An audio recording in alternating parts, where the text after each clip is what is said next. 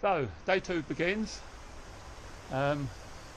Lovely B&B last night, St Anne's Cottage with Valerie and Kevin.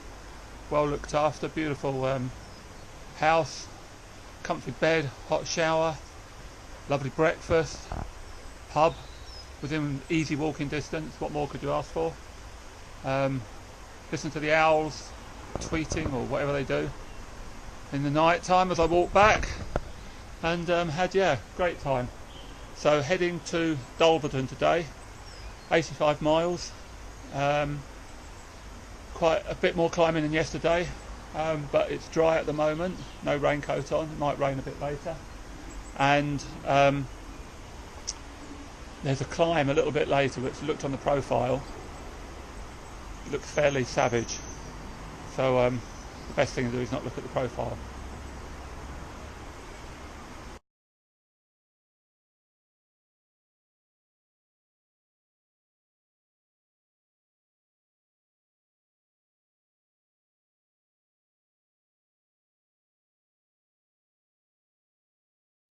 So the first part of today's ride is on the Camel Trail, which, as you can see, is not a road. Which, given I've got hardly any clearance on my tyres, is meaning I'm getting a bit of rubbing, which isn't ideal. Hopefully we'll come off here soon. But enough of the terrain. My biggest fear yesterday, the most scary bit of the day, was when I arrived at my B&B, had my shower, came to get dressed, only to find I couldn't find my one pair of trousers and my one t-shirt. Panic set in, thought I'd have to go around everywhere in cycling kit until I could buy some more, only to find that the little bag I'd packed them in has fallen off the bed, rolled underneath, and actually was with me all the time. So I'd already communicated with the last B&B saying, have you found my stuff?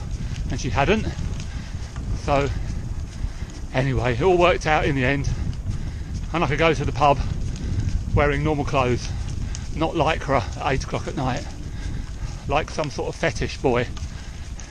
Anyway, I keep saying anyway, I need to stop that. I need to practice my vlogging. I'm down at the water's edge because I was hoping I might be able to get access to the water, give my bike a bit of a clean, stop this rubbing on the rear wheel with all the gunk on it. But the banks are a bit steep. The last thing I want to do is fall in the water, so I think I'll have to head back up there again. Comment. When I got to the top of that hill, and it was tough, especially with a very heavy bike, on the wall of a building was a defibrillator. I thought I might need it.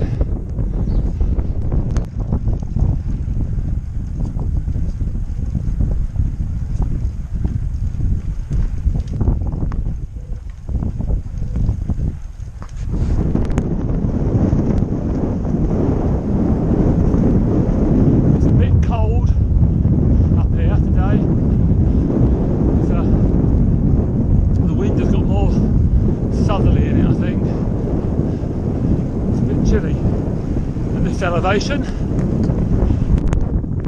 Maybe one for a swim, freshen up.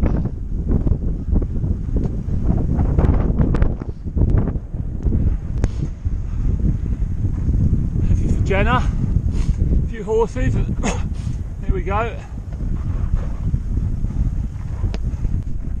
So, back on a bike related path. Lots of walkers and lots of dogs though normally, so need to be conscious of that. Just stopped at a small town back there at Waitrose. Was in the cafe, ham and cheese toasty, lemon and cinnamon swirl or something. legs are feeling it today. Yeah, it didn't surprise me. I felt fine yesterday, other than wet. And today, yeah, could use slightly different muscles with all this climbing. So, anyway. So whilst this is part of the National Cycle Network, not sure it's entirely what I was expecting. Let me try and show you what I mean about these downhills.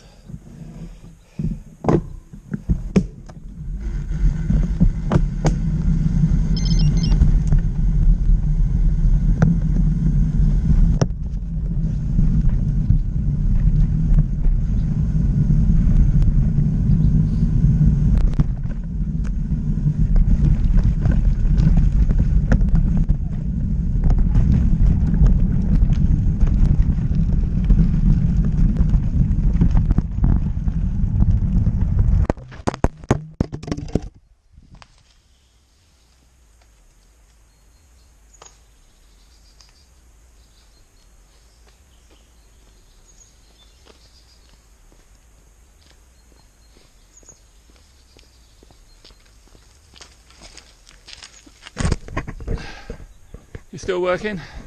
You're still flashing. Well, I stopped halfway down that one, but whilst this is a no A road route, I don't even think it constitutes any B roads. Every tiny little, barely passable in the description of a road, I seem to be turning down, which is making it very, very slow progress.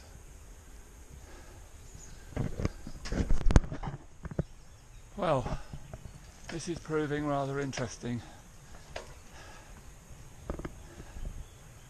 The scenery is nice if you can get the opportunity to not fully concentrate on muddy, slippery, potholey roads. Look, farmer must like pink.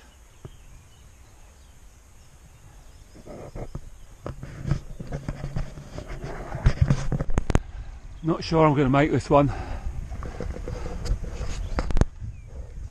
I made it. Just. I've had a lot of crosswind today. That's just to demonstrate my point. Fortunately, cross just behind rather than in front. That's not something I've seen since I've been on the bike. Blue sky and even what you might describe as the sun.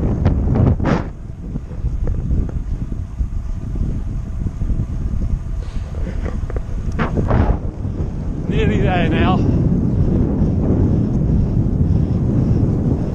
So I guess it's a reasonable time to give a summary of the day.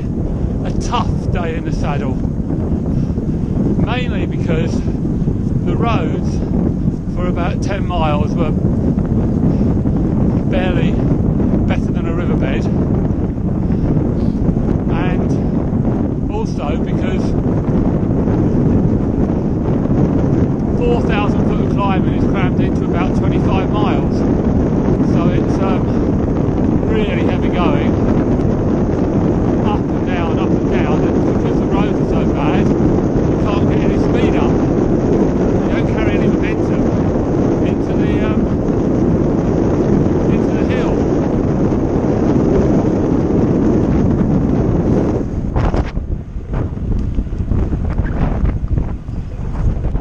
This is my B&B for tonight. The bit on the left, the bit on the right, I get the impression is owned by somebody else. Lovely views in the sort of valley, the River Ex. Well, I'm not sure if it's the River Ex, but it's called Ex Bridge, so I assume it probably is. And there's my room. We can see those 3 windows on this side of the house. That's where I am.